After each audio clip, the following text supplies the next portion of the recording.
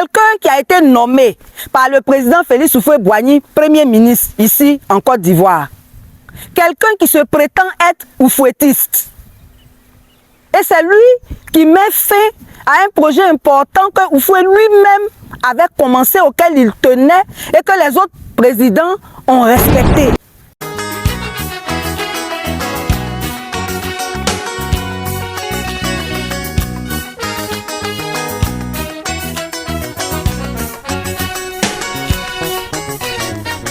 Citoyens, citoyennes, bonjour.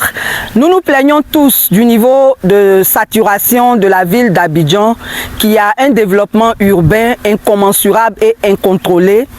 Mais en fait, il y a des solutions, notamment la décentralisation et le projet de transfert de la capitale à Yamoussoukro, sur lequel nous allons vous informer aujourd'hui.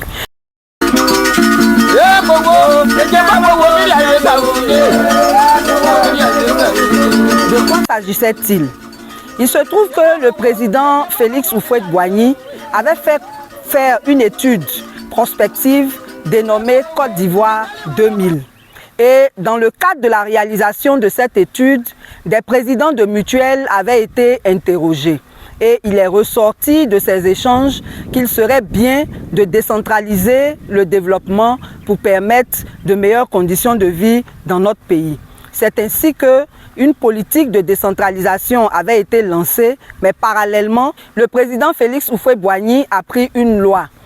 La loi numéro 83-242 du 22 mars 1983 portant transfert de la capitale à Yamoussoukro. Il s'agissait donc, dans ce projet-là, de transférer à Yamoussoukro tous les pouvoirs. Le pouvoir exécutif, le pouvoir législatif et le pouvoir judiciaire. Donc Abidjan resterait seulement la capitale économique. Et donc après avoir pris cette loi, il s'est trouvé qu'en 1986, le BNET a élaboré le plan d'urbanisme de la ville. Et c'est là que s'est arrêtée l'action du président Félix Houphouët-Boigny par rapport au transfert de la capitale à Yamoussoukro.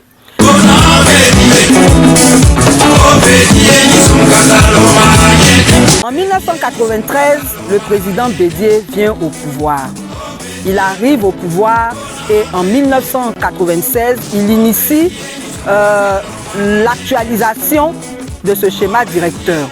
Et cette actualisation a été approuvée en 1997. Et dans ce nouveau schéma directeur de la ville, il était prévu une zone qu'on appelle la ZAP, la zone administrative et politique. Le président Bédié a pris les dispositions pour que cette zone-là soit aménagée. Donc les VRD ont été faits, c'est-à-dire voiries et réseaux divers. Et principalement la construction de la voie triomphale qui traverse toute cette voie, et tous ces aménagements-là devaient permettre devraient faciliter l'aménagement de cette zone. Donc c'est là que le président Bédié s'est arrêté quand il y a eu le coup d'État de 1999. Le président Bédié a fait trois choses. 1. Il a actualisé le schéma directeur de la ville de 1996 à 1997. Il a créé en 1996 le district autonome de Yamoussoukro qui était dirigé par feu Jean-Conan Bani, et il a fait aménager la zone administrative et politique en prévision de sa création effective. Donc les voiries et réseaux divers ont été faits, la voie triomphale a été construite. Et puis malheureusement, il y a eu le coup d'État de 1999. 2000 arrive le président Laurent Gbagbo. Et donc il arrive en 2000. En 2002, il organise un séminaire pour que les décrets d'application de cette loi qui n'avait jamais été pris soient élaborés. Et une unité de gestion de ce programme-là a été aussi mise en place. Et alors, le projet a commencé à prendre vie et forme de façon effective.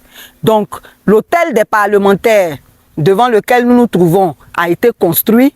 Et ils étaient en train de construire le Parlement lui-même et la présidence quand, malheureusement, on a connu la crise électorale de 2010.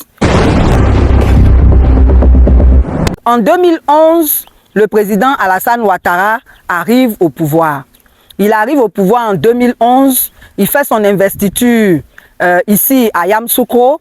Et puis, contre toute attente, en janvier 2012, par le décret 2012-02 du 9 janvier 2012 portant dissolution du programme spécial de transfert de la capitale à Yamoussoukro, il met ainsi fin à cet important programme qui devait véritablement permettre un meilleur développement de Yamoussoukro. Mais pourquoi est-ce que cette dissolution a été décidée? Nous n'en savons rien. Mais pire, peut-être pour ne même pas que ce projet puisse prospérer, la passation de services s'est faite entre les responsables de ce programme et la garde républicaine. Quel rapport entre la garde républicaine et un tel projet? Logiquement, la passation devait se faire avec le ministère de l'Intérieur, qui est chargé de la décentralisation. Malheureusement, c'est ce qui a été fait. Et aujourd'hui où je vous parle, on ne sait même plus où sont les archives de ce projet, sauf si on retrouve ceux qui ont dirigé ce projet au cas où ils auraient des restes. Ce que nous voulons donc relever, c'est que c'est dommage. C'est dommage parce que le développement est une continuité autant que l'administration. Vous avez vu la progression avec laquelle nous vous avons présenté l'historique. Le président Félix Houphouët-Boigny a commencé, le président Bédié a fait sa part, le président Gbagbo a fait sa part et le président Ouattara, lui, il vient, il dissout le programme. Quelqu'un qui a été nommé par le président Félix Houphouët-Boigny, Premier ministre ici en Côte d'Ivoire, quelqu'un qui se prétend être oufouettiste. Et c'est lui qui met fin à un projet important que Oufouet lui-même avait commencé, auquel il tenait et que les autres présidents ont respecté. Et ça, c'est un de nos problèmes en Afrique. Ce que les autres ont fait avant nous, souvent on pense que c'est forcément mauvais. Donc, on dit que l'administration est une continuité, le développement également, mais dans les faits, c'est autre chose qu'on voit. Pourquoi est-ce qu'on a mis fin à ce projet? Il faut qu'on nous l'explique. Et aujourd'hui, Abidjan est saturé. On nous distrait avec des échangeurs. Mais tout ça, c'est du maquillage.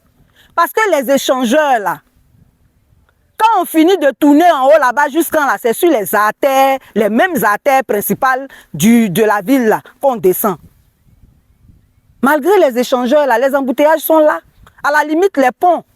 Par exemple, si on faisait le pont entre Bingerville et Bra, ça allait permettre aux gens, à tous ceux qui travaillent au sud, de ne plus passer par le boulevard Mitterrand, mais de plutôt venir par ce pont-là pour allier les quartiers du sud. Il y a aussi la décentralisation qui est importante. On a dit qu'on allait en parler une autre fois. Mais l'autre problème, c'est lequel? C'est qu'on se permet de ne pas respecter le plan directeur de la ville. Sous le président Bédié, on fait l'actualisation du schéma directeur de la ville. Dans ce schéma directeur, il est prévu la zone administrative et politique, la ZAP. Et puis vous partez construire le Sénat à côté de la basilique. Vous partez construire la chambre des rois et chefs traditionnels à côté de la basilique, alors que la ZAP est là. Donc tous les investissements qui ont été faits sous Bédié pour aménager la ZAP sont restés vains. Tous les investissements qui ont été faits pour que les premières institutions soient installées ici ont été vains. Vous avez vu le bâtiment inachevé de la présidence. Il y a les ruines aussi du Parlement. Il n'y a aucune volonté politique réelle de désengorger Abidjan. Aucune. Que le développement urbain a plusieurs aspects. Ce n'est pas seulement la mobilité urbaine, c'est-à-dire les routes. Il y a aussi l'occupation spatiale qui obéit à des règles. Et c'est parce que l'occupation spatiale obéit à des règles qu'on élabore des schémas directeurs, des plans directeurs des villes. Donc, premièrement, à partir du moment où la loi cette loi qui porte transfert de la capitale à Yamoussoukro n'a pas été abrogée, il faut qu'on l'applique. On l'applique ou bien on a le courage de l'abréger. Deuxièmement, respecter le schéma directeur de la ville de Yamoussoukro en ne construisant pas n'importe comment les édifices publics. Il y a une zone qui a été créée pour ça. Il faut respecter cette zone-là. Il faut respecter le plan directeur de la ville. Et pour terminer, j'aimerais dire que vous, en tant qu'oufouettiste, vous avez le devoir de ne pas le clamer sans le prouver. Et ressusciter le projet de transfert de la capitale à Yamoussoukro, c'est ça qui va montrer aussi votre bonne foi quand vous prétendez oufouettiste et que vous tuez le dernier projet que le président Oufoué avait lancé avant de partir. Je vous remercie et je vous donne rendez-vous pour un autre focus citoyen.